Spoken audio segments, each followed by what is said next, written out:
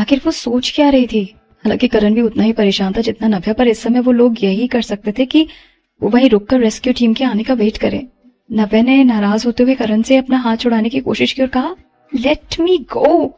नव्या ने गुस्से में करण की तरफ घूर कर देखा और दांत चबाते हुए कहा, तुमने सुना नहीं मैंने तुमसे क्या कहा?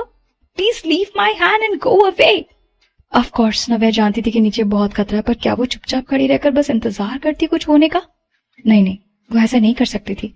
हालांकि सही दिमाग उसे बोल रहा था कि सबसे सेफ ऑप्शन यही है कि वो वहीं रुके और रेस्क्यू टीम के आने का वेट करे, पर फिर भी वो खुद को रोक नहीं पा रही थी।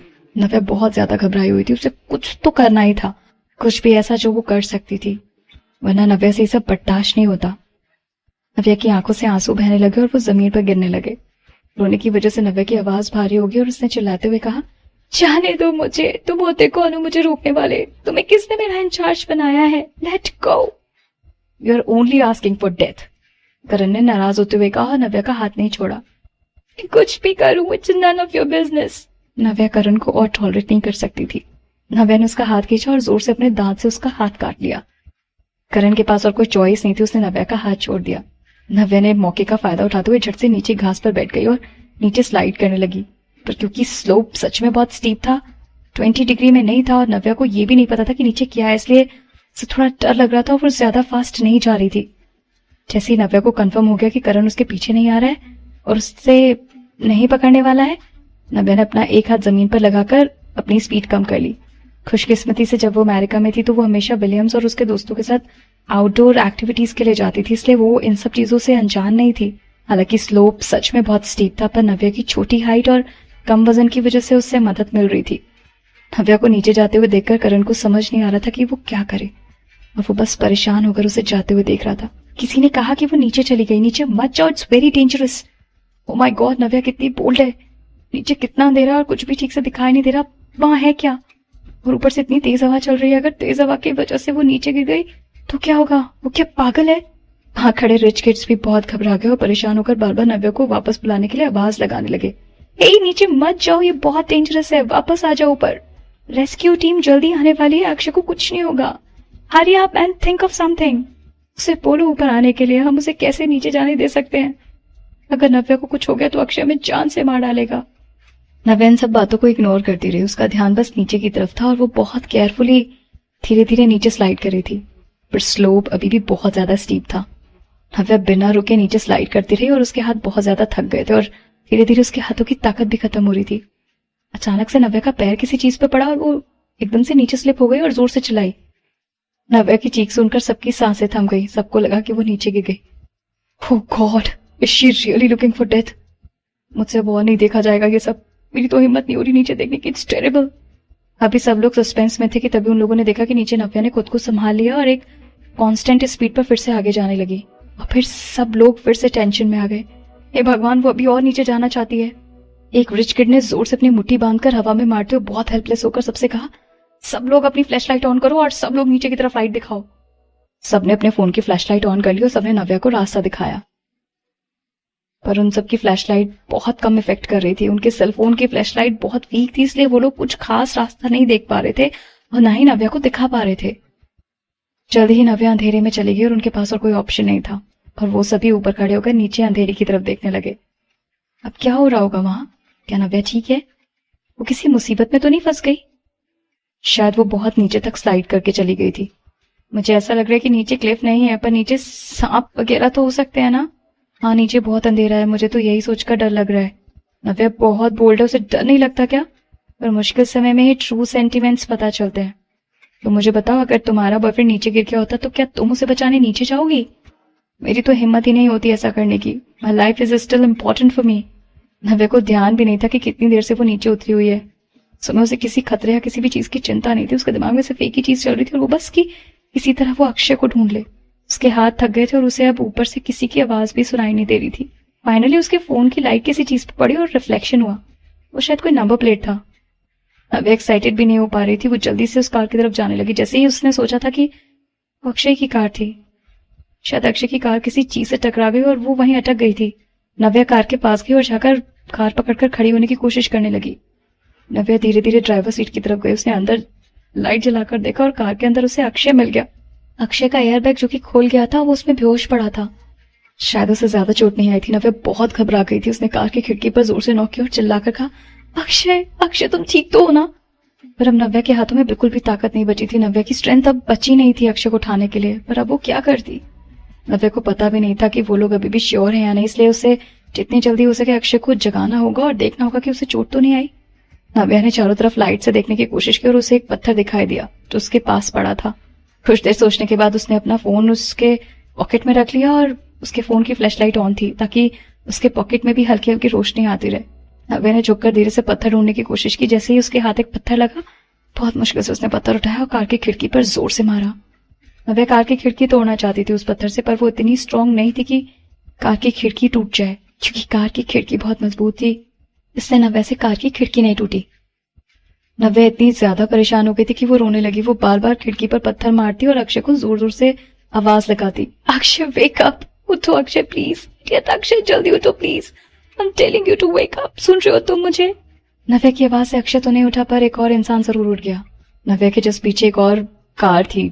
नव्या की आवाज सुनकर वरुण को होश आया और उसके सिर में रुक रुक कर बहुत दर्द हो रहा था। उसने धीरे धीरे अपनी आंखें खोली और उसे हल्की रोशनी सी दिखाई दे रही थी। उसे तुरंत याद आ गया कि उसकी कार क्रैश हो गई और उसे एहसास हुआ कि वो अभी जिंदा है। इससे पहले कि वो कुछ समझ पाता, उसे बाहर से नव्या के रोने की आवाज सुनाई दी।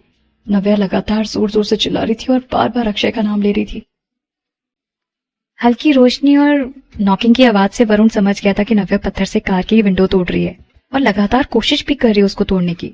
नव्या भी थोड़ा बेवकूफ थी शायद। लग्जरी कार्स की न सिर्फ परफॉर्मेंस और कूल डिजाइन होती है, बल्कि वो बहुत मजबूत भी होती है। अगर कोई और कार इतनी ऊंचाई से नीचे गिरती और किसी चीज से टकरा जाती तो शायद वो कार बर्बाद हो गई होती और अंदर बैठे हुए इंसान के बचने की कोई उम्मीद नहीं होती। पर उनकी कार्स अलग थी।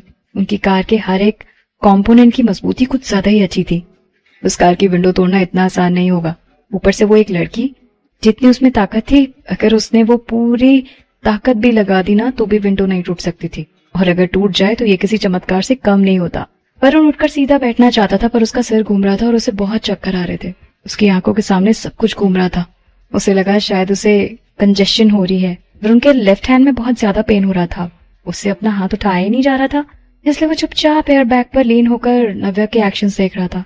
कुछ देर तक नव्या को देखने के बाद उसे जब बहुत अजीब लगा तो बस वो सोचता ही रहा, आखिर नव्या अकेली क्यों थी वहां? बाकी के लोग कहाँ थे?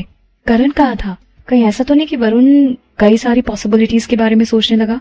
अचानक से उसकी आंखें बड़ी हो गई और वो एक टक नव्या की तरफ देखता रहा। नव्या के इतनी छोटे से शरीर में इतनी ताकत! वो लगातार चिल्ला रही थी और उसकी आवाज चिल्लाने की वजह से बहुत भारी हो गई थी। वरुण को जो जगह याद आई जहां वो दोनों टकराए थे, बहुत स्टीप थी वो जगह। वो तो किस्मत अच्छी थी कि वो कोई क्लिफ नहीं थी, नहीं तो उनके बचने का कोई चांस नहीं होता और शायद अभी तक वो दोनों मर गए होते। तो वो लोग अभी भी सेफ नहीं थे। इतने स्टीप स्लोप पर वो लोग अभी भी स्लिप होकर नीचे गिर सकते थे। क्या वो अकेले नीचे उतर कर आई थी? क्या नव्या को अपनी जान प्यारी नहीं थी? वरुण ने गहरी सांस ली। पता नहीं क्यों, पर वो अचानक से स्माइल करने लगा और उसकी नजरें ध्यान से नव्या को देखने लगी। नव्या अभी भी कार की विंडो को तोड़ने की कोशिश कर रही थी, पर खिड़की वैसे की वैसी थी। नव्या के अंदर अब शायद ही थोड़ी भी जान बची हो। नव्या बहुत ज्यादा हाफ रही थी, पर अभी भी वो बार बार मार रही थी कार के शीशे पे। वो हार मानने को तैयार ही नहीं थी। अभी वो फिर से मारने ही जा रही थी कि तभी उसको हल्की सी आवाज सुनाई दी, मारना बंद करो। नव्या आवाज सुनकर रुक गई। उसने पत्थर नीचे गिरा दिया। उसके हाथ में अब बिल्कुल भी ताकत नहीं बची थी। उसके अंदर इतनी भी ताकत नहीं बची थी कि वो एक हाथ से अपना फोन उठाए। उसके पास और कोई चॉइस ही नहीं थी और उसने अपने दोनों हाथों से अपना फोन उठाया और कार के अंदर लाइट दिखाकर देखने लगी। Akshay, are you awake? Answer me again. Navya ने देखा कि अक्षय ने अपना धीरे से सिर उठाया। नव्या ने एक जानी पहचानी आवाज सुनी, आई एम अवेक। अक्षय की आवाज सुनते ही नव्या की आंखों में आंसू आ गए और धीरे धीरे उसकी आंखों से आंसू बहने लगे। नव्या कार की विंडो से अपना चेहरा लगाकर रोने लगी और रोते हुए भारी आवाज में उसने कहा, तुमने मुझे डरा दिया। तुम्हें पता भी है मैं कितना डर गई थी। मुझे लगा कि मैंने सोचा कि तुम। रो मत, मैं ठीक हूँ, अक्षय ने कहा। फाइनली अक्षय ने अपना हाथ उठाया और कार की विंडो नीचे की। नव्या ने जल्दी से कार का दरवाजा खोला और भागकर अक्षय को हक कर लिया। नव्या जोर जोर से रोने लगी। ऐसा लगा जैसे नव्या अपना सारा डर और अपनी सारी घबराहट निकालना चाहती थी, ताकि अक्षय को पता चले कि नव्या कितनी ज्यादा डरी हुई है। नव्या के सिर में बहुत ज्यादा दर्द हो रहा था, पर उस समय अक्षय का दिल बहुत ज्यादा दुखी था। नव्या को रोते हुए देखकर अक्षय का दिल और भी ज्यादा दुखी हो रहा था। शो मत प्लीज, प्लीज नव्या मत रो, चुप हो जाओ। अक्षय ने प्यार से नव्या के फोरहेड पे किस किया और प्यार से उसका सिर पकड़कर उसे सहलाने लगा। नव्या ने रोते हुए कहा, मुझे बहुत डर लग रहा था, मैं बहुत डर गई थी, मुझे लगा कि तुम क्या अब मैं ठीक नहीं हूँ? मैं सच में ठीक हूँ नव्या, तुम अब रो मत। मैं तुम्हें रोते हुए नहीं देख सकता, मुझे दुख हो रहा है। अक्षय धीरे धीरे रिकवर कर रहा था। उसने अपने दोनों हाथों से नव्या का चेहरा पकड़ा और प्यार से अपने लिप्स से नव्या की आंखों को किस किया। अक्षय ने धीरे धीरे नव्या की आंसुओं को किस किया। आखिर नव्या की इतनी भारी आवाज सुनकर अक्षय को कैसे नहीं समझ आता कि नव्या बहुत देर से रो रही है। पागल लड़की। कुछ देर तक एक दूसरे की बाहों में ऐसे ही रहने के बाद अक्षय ने चारों तरफ देखा और उसने कुछ नोटिस किया कि कुछ तो गड़बड़ है। कार लेवल पे नहीं थी और चारों तरफ बहुत अंधेरा था। ऐसा नहीं लग रहा था कि उन्हें कोई रेस्क्यू टीम बचाने आई है। तो फिर अक्षय ने नीचे नव्या की तरफ देखा जो कि उसकी बाहों में लिपटी हुई थी। नव्या यहाँ आई कैसे और बाकी के लोग कहाँ हैं? अक्षय तुरंत नव्या से पूछना चाहता था कि आखिर वहां हो क्या रहा था, पर जब अक्षय ने धीरे से नव्या को पुश किया तो नव्या ने उसे और भी टाइट पकड़ लिया। ऐसा लग रहा था जैसे वो अक्षय से दूर ही नहीं होना चाहती। उसके हाथ अभी भी अक्षय को कस के पकड़े हुए थे। अक्षय को समझ नहीं आ रहा था कि वो क्या करे, इसलिए उसने नव्या को अच्छे से हक करने दिया। तभी ऊपर से एक आवाज सुनाई दी, भाई। अक्षय ने अपना थोड़ा सिर ऊपर किया और देखा कि ऊपर से लाइट आ रही है और करण भागकर अपने भाई की कार की तरफ आ रहा है। वरुण कार के अंदर बैठकर नव्या और अक्षय को एक दूसरे की बाहों में लिपटे हुए देख रहा था। उसने एक्सपेक्ट नहीं किया था कि उसे एकदम से करण की आवाज सुनाई देगी और अचानक से एक ब्लैक फिगर से उसका व्यू ब्लॉक हो जाएगा। करण ने जल्दी से आकर कार का दरवाजा खोलने की कोशिश की, पर उसे दरवाजा खुला नहीं, इसलिए उसने जोर से विंडो पर मारा। भाई अब ठीक है ना? करण ने घबराकर वरुण से पूछा। करण को सामने देखकर वरुण थोड़ा खुश हो गया और बहुत मुश्किल से उसने अपना राइट हैंड उठाया और कार का दरवाजा खोला। दरवाजा जल्दी खुल गया था और करण झट से सामने के पैसेंजर सीट पर बैठ गया। उसने अपने फोन का फ्लैशलाइट ऑन करके वरुण की तरफ रोशनी दिखाकर परेशान होकर पूछा, भाई आपको कहीं चोट तो नहीं लगी? वरुण ने अपना सिर हिलाया। वरुण उठना चाहता था, पर उसने नोटिस किया कि उसका लेफ्ट हैंड बहुत ही ज्यादा डेड पोजीशन में है और उसके पैर फंसे हुए थे।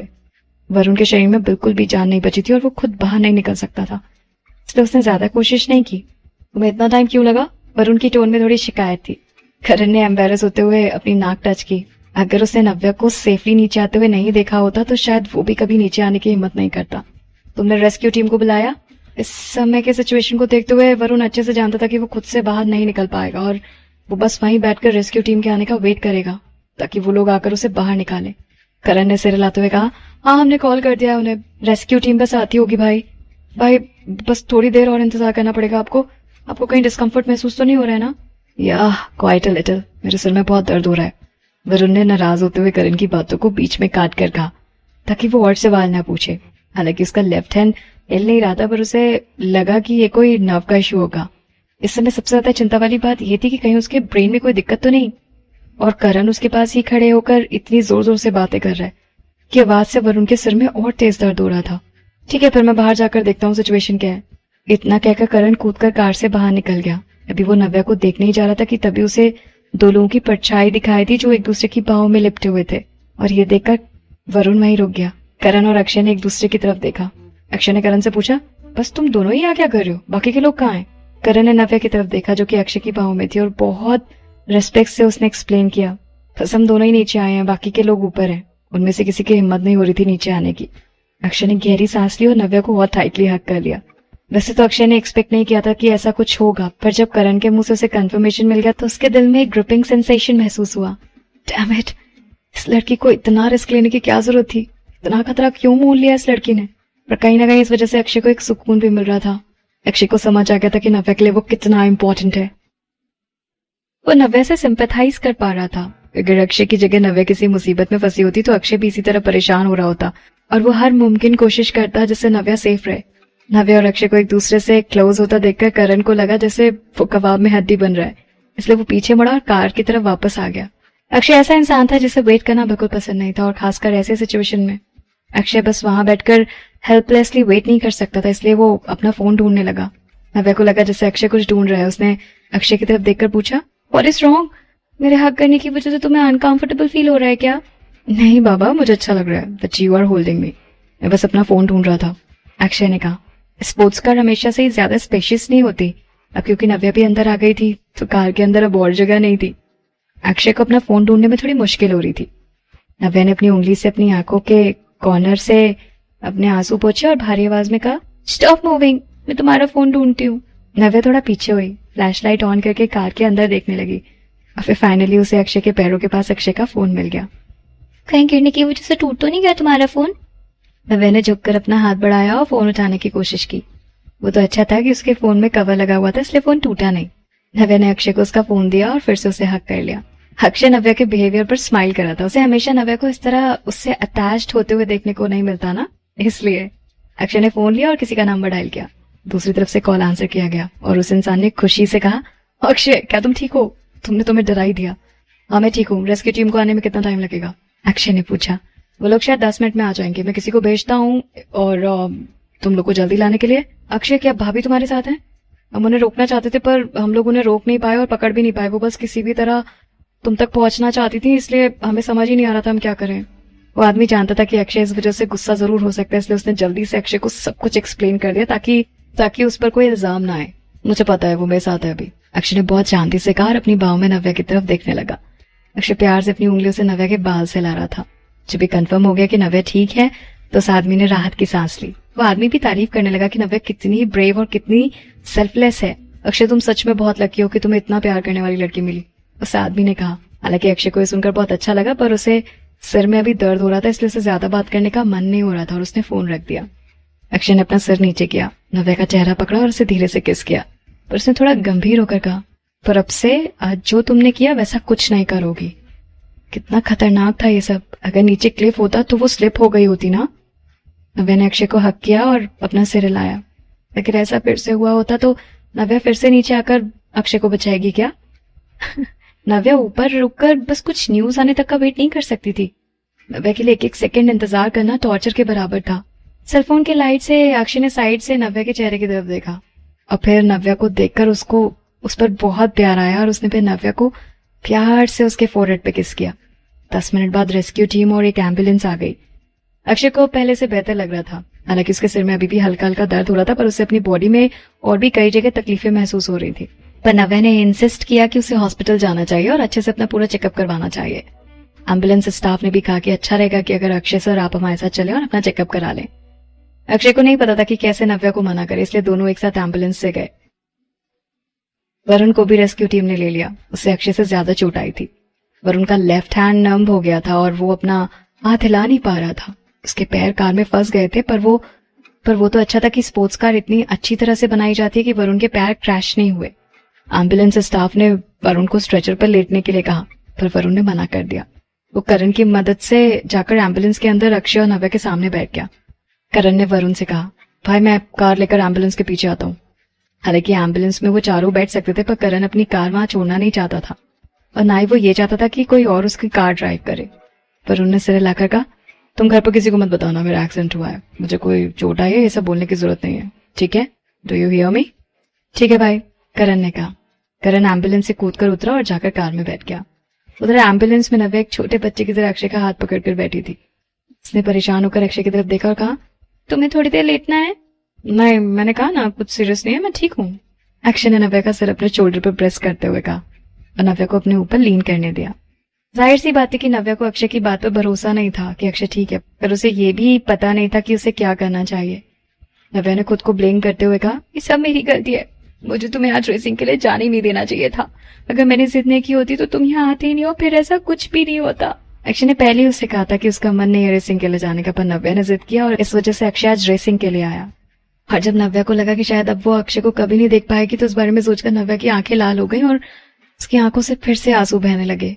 क्यों डमी, तुम अपने आप को कैसे ब्लेम कर सकते हो उन सब के लिए? हाँ, किसी को भी पहले से थोड़ा पता हो सकता है कि ऐसा कुछ होने वाला है। अक्षय ने गहरी सांस ली और प्यार से नव्या का सिर सहलाने लगा ताकि वो इतना परेशान होना बंद कर दे। इंसान की किस्मत भी मौसम की तरह होती है, कभी भी बदल जाती है। आज जो एक्सीडेंट हुआ वो किसी ने प्रिडिक्ट नहीं किया था शायद। नव्या ने दुखी होकर मुंह बनाते हुए कहा, पर अगर हम घर पे रुकते तो ये सब नहीं होता ना। ठीक है, अब ये सब सोचना बंद करो। अगर तुम जैसे बोल रही हो वैसे ही होता तो फिर उस हिसाब से हमें घर पर ही रहना चाहिए। अक्षय नहीं चाहता था कि नव्या इन सब के लिए खुद को ब्लेम करे।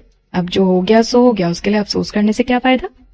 कोई नहीं चाहता कि किसी के साथ कुछ भी ऐसा हो, पर खैर, बस अब तुम इस बारे में कोई और बात नहीं करोगे, ओके?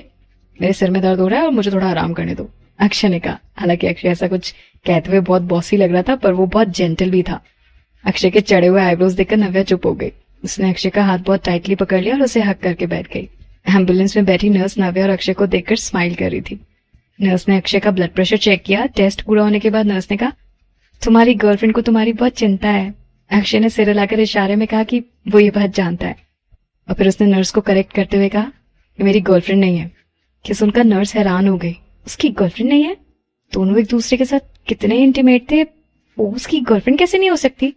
अक्षय ने पहले ध्यान से वरुण की तरफ देखा जो कि उसके सामने ही बैठा हुआ था, और फिर स्माइल करते हुए कहा, शी इज माई फियांसे। ये बात अक्षय ने नर्स को बताने के लिए नहीं बल्कि उसके सामने बैठे वरुण को बताने के लिए कही थी। वरुण ने कुछ नहीं कहा। ये सुनकर उसके एक्सप्रेशंस भी चेंज नहीं हुए। उसकी नजरें अभी भी नव्या पर ही फिक्स थी। यहाँ तक कि नर्स को भी लगा कि उसकी नजरें थोड़ी अजीब है। नव्या किसी और की गर्लफ्रेंड है? नहीं, किसी की फियांसे है। तो फिर वरुण उसकी तरफ कैसे देख सकता था? कैसे? पर वरुण हमेशा से हर चीज अपने तरीके से करने वाला इंसान है। उसे कोई फर्क नहीं पड़ता कि उसके बारे में कोई क्या सोच रहा है। एम्बुलेंस में जो नर्स बैठी थी वो शायद अपने 30s में होगी। वो एंटरटेनमेंट इंडस्ट्री को इतना फॉलो नहीं करती थी, इसलिए वो नहीं पहचान पाई कि वरुण एंटरटेनमेंट इंडस्ट्री का सबसे हॉट सेलिब्रिटी है। हालांकि उस नर्स को ये महसूस हुआ कि वरुण जिस तरह से नव्या को देख रहा है वो थोड़ा अजीब था, पर फिर उसने सोचा कि शायद वरुण की तबीयत ठीक नहीं है, इस वजह से वो उसे ऐसे देख रहा है और ऐसे बिहेव कर रहा है, इसलिए उसने इस बारे में कुछ पूछा नहीं। वरुण का ब्लड प्रेशर चेक करने के लिए नर्स उठकर दूसरी तरफ जाकर बैठ गई, पर वरुण ने इशारा करते हुए कहा कि उसे इसकी जरूरत नहीं है। नर्स ने थोड़ा परेशान होते हुए कहा, आपकी इंजरी बहुत सीरियस है और आपको कंकक्शन भी हुआ है। मैं हॉस्पिटल पहुंचने से पहले आपके बेसिक्स टेस्ट तो करने ही पड़ेंगे ताकि हॉस्पिटल पहुंचकर आपके आगे के टेस्ट हो सके। और एम्बुलेंस में एक ही बेसिक टेस्ट कर लेने से उन्हें जो भी चोट आई है या तकलीफ हुई है उस पर ध्यान दिया जा सकता है, और हॉस्पिटल पहुंचने तक उनकी जान को कोई खतरा भी नहीं रहेगा। वरुण ने नर्स की बात का कोई जवाब नहीं दिया और चुपचाप नव्या की तरफ देखता रहा।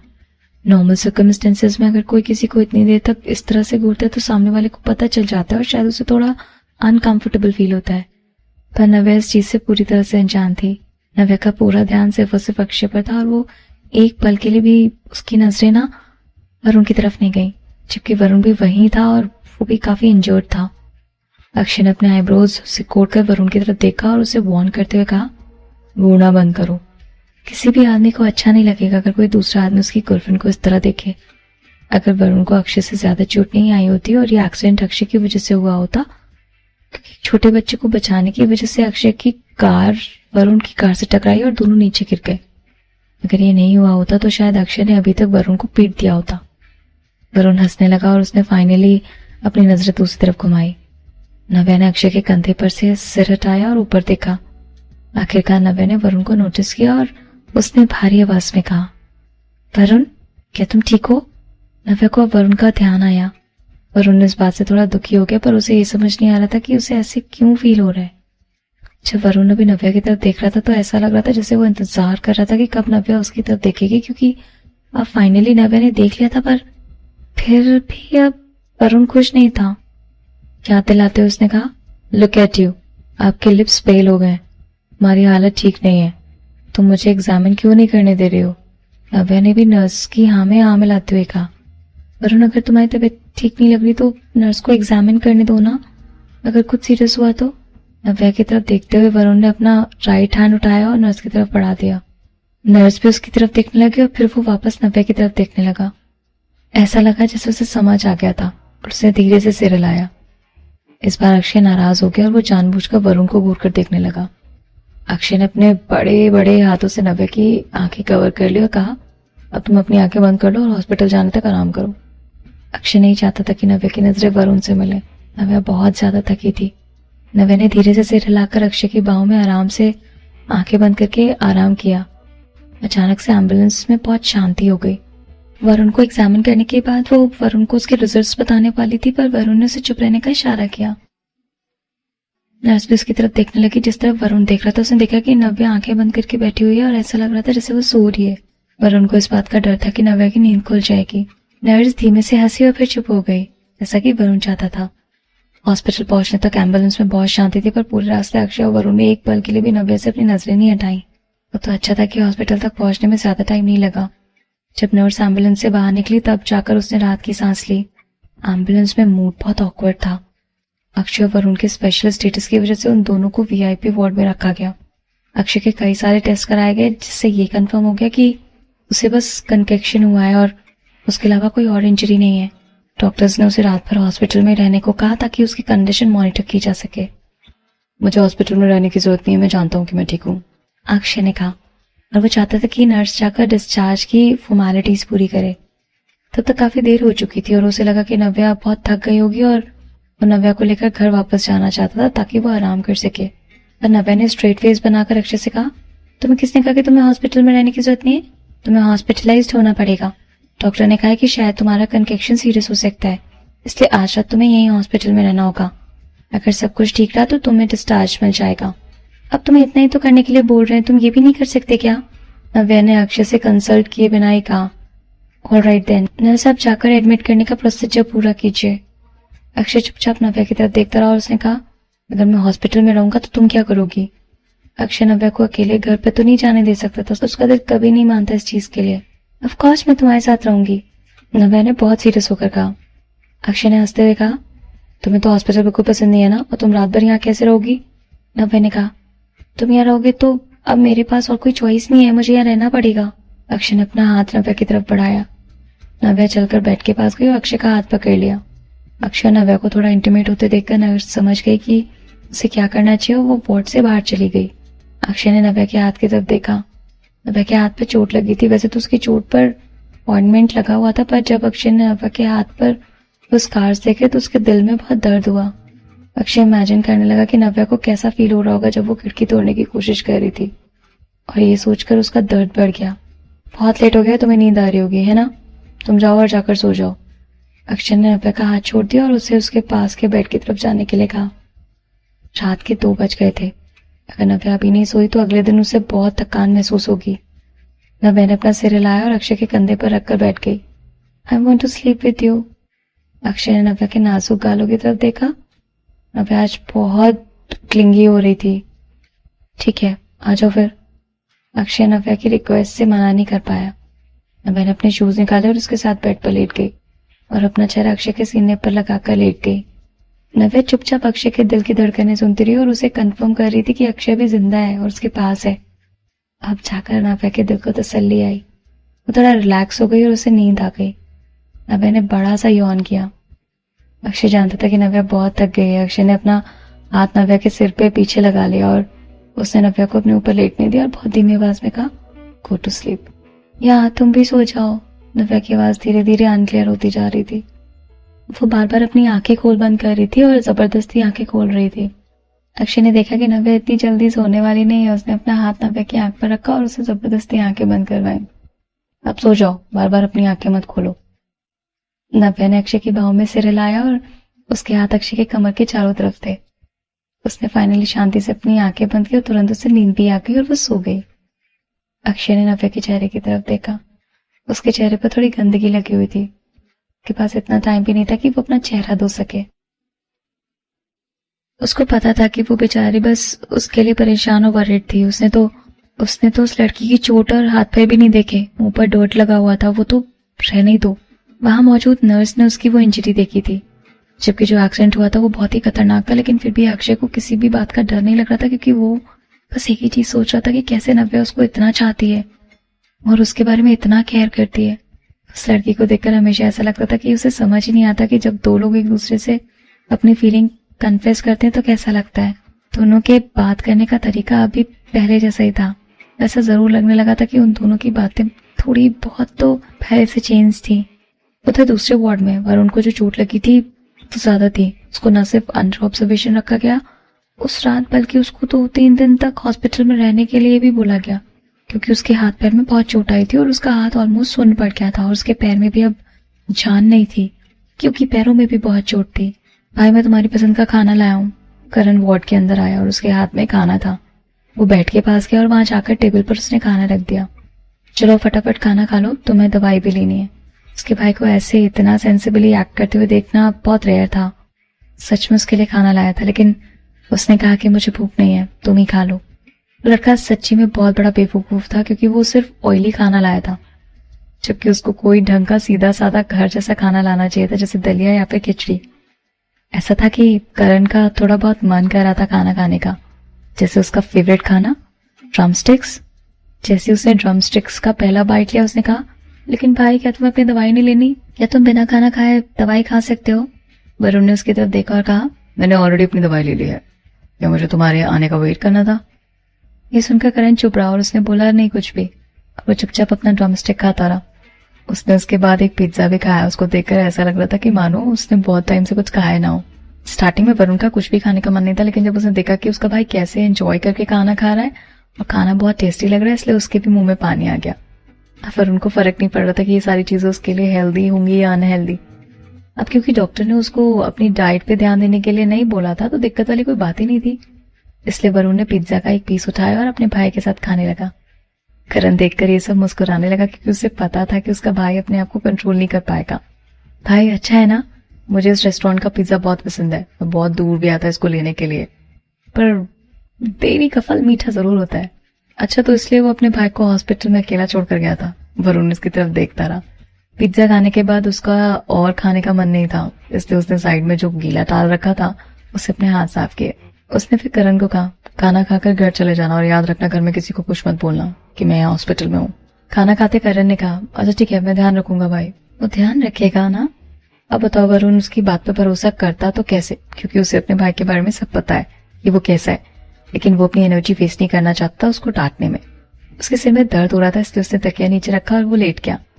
करण साइड में बैठा और खाना खा रहा था और अचानक उसे कुछ याद आया, इसलिए उसने पूछा, भाई तुम्हें क्या लगता है मुझे थोड़ा बहुत खाना खरीद कर उनके लिए भी ले जाना चाहिए? वरुण अपने भाई की तरफ देखने लगा और उसने पूछा, भला तू कब से इतने लोगों के बारे में सोचने लगा? हाँ, क्या वो दोनों बहुत क्लोज हो गए हैं क्या? उसे क्या सच्ची में उनके लिए खाना लेके जाना चाहिए था? ऐसा लग ही नहीं रहा था कि वो करण है, क्योंकि करण कभी भी किसी के बारे में इतना नहीं सोचता। करण ने कहा, मुझे बस वो लड़की अच्छी लगती है। तुम पता है, मैं हार्डली किसी की तारीफ करता हूँ। वो बहुत ब्रेव और बहादुर है। एक टाइम पर मैं भी घबरा गया था नीचे उस जगह पर जाने के लिए, लेकिन वो सीधा चली गई उस अंधेरी वाली जगह में। ऐसा लग रहा था कि उसको किसी की बात का डर ही नहीं है। वो अपने आप को डेंजर में डालने से पहले एक बार भी नहीं सोची। मैंने उसकी जितनी ब्रेव और हिम्मत वाली लड़की आज तक नहीं देखी भाई। वरुण ये सब बातें सुनना नहीं चाहता था, पर पता नहीं क्यों ये सारी बातें वरुण को इरिटेट कर रही थी। ठीक है, अब क्या तुम थोड़ी देर के लिए चुप रहोगे? मुझे कंकक्शन हुआ है और मुझे आराम करने के लिए थोड़ी शांति वाली जगह चाहिए। तुम जल्दी से अपना खाना खत्म करो और जाओ। वरुण ने नाराज होते हुए कहा। करण का अब और खाना खाने का मन नहीं था। उसने बाकी का खाना बैग में डाल दिया और बैग डस्टबिन में डाल दिया। करण वॉशरूम में गया हाथ धोने के लिए। उसने बाहर आने के बाद वरुण से पूछा, भाई आपको उसका नाम तो पता ही होगा ना, right? Can you tell me what? तुम उसमें इंटरेस्टेड हो? वरुण ने अपनी आईब्रोज ऊपर करके पूछा। वरुण का छोटा भाई कभी भी लड़कियों में इंटरेस्टेड नहीं था। उसे तो हमेशा से लगता था कि लड़कियां बहुत परेशान करती हैं। सबसे इम्पोर्टेंट बात यह कि नव्या उसकी टारगेट थी। वो अपने भाई को उसमें इंटरेस्टेड कैसे होने दे सकता था? करण ने मजाक करते हुए कहा, मुझे लगता है कि बस हम अच्छे दोस्त बन सकते हैं। काफी इंटरेस्टिंग लड़की है और मुझे लगता है कि वो बहुत लॉयल भी होगी। करण को दोस्त बनना बहुत अच्छा लगता था और खासकर जो लोग उसे अच्छे लगते हैं उनसे तो वो जरूर दोस्ती करता था, और ये चीज उसमें और नव्या में कॉमन थी। अपने हाथ पर अपना सिर रखकर वरुण सोच रहा था कि उसे अपने भाई को बताना चाहिए या फिर नहीं। बहुत देर सोचने के बाद उसने कहा, उसका नाम नव्या कपूर है। और उसने करण को नहीं बताया कि नव्या कपूर दरअसल है कौन, क्योंकि अगर वरुण ने करण को सच बता दिया तो उसे और भी ज्यादा इंटरेस्ट आ जाएगा नव्या में। नव्या कपूर? करण ने धीरे से कहा। उसका डैशिंग चेहरा बहुत खुश लग रहा था और उसने कहा, बहुत क्यूट नाम है, उस पर बिल्कुल सूट करता है। क्या वो भी कोई रिच मिस ही है? वो कोई ऑर्डिनरी लड़की तो नहीं लगती, और अक्षय के काफी क्लोज भी लगती है। या वरुण ने अच्छे से रिप्लाई नहीं किया करण को। उसके दिमाग में ख्याल आया। वरुण सोचने लगा कि अगर मैंने तुम्हें बता दिया कि वो लेजेंडरी कपूर फैमिली से है तो तुम तो शायद शॉक होकर मर जाओगे। अगर इस बारे में सोचा जाए तो अनन्या की वजह से वरुण को नव्या के बैकग्राउंड के बारे में पता चला। वैसे भी कपूर फैमिली से बहुत कम लोग ही कॉन्टैक्ट में होते हैं। कुछ लोगों को तो ये भी लगता है कि लेजेंडरी कपूर फैमिली एग्जिस्ट ही नहीं करती, या फिर पहले ही ये फैमिली डिक्लाइन हो चुकी है। नहीं तो इतनी बड़ी फैमिली इतना लो प्रोफाइल कैसे रह सकती है? बेकार के लोगों को कभी समझ नहीं आएगा कि कुछ लोग लो प्रोफाइल क्यों मेंटेन करते हैं। वरुण को कपूर्स के बारे में बहुत पहले से ही अपनी फैमिली से पता चल गया था। वरुण के पापा भी उन चंद लोगों में से थे जो कपूर्स फैमिली से कॉन्टैक्ट में थे।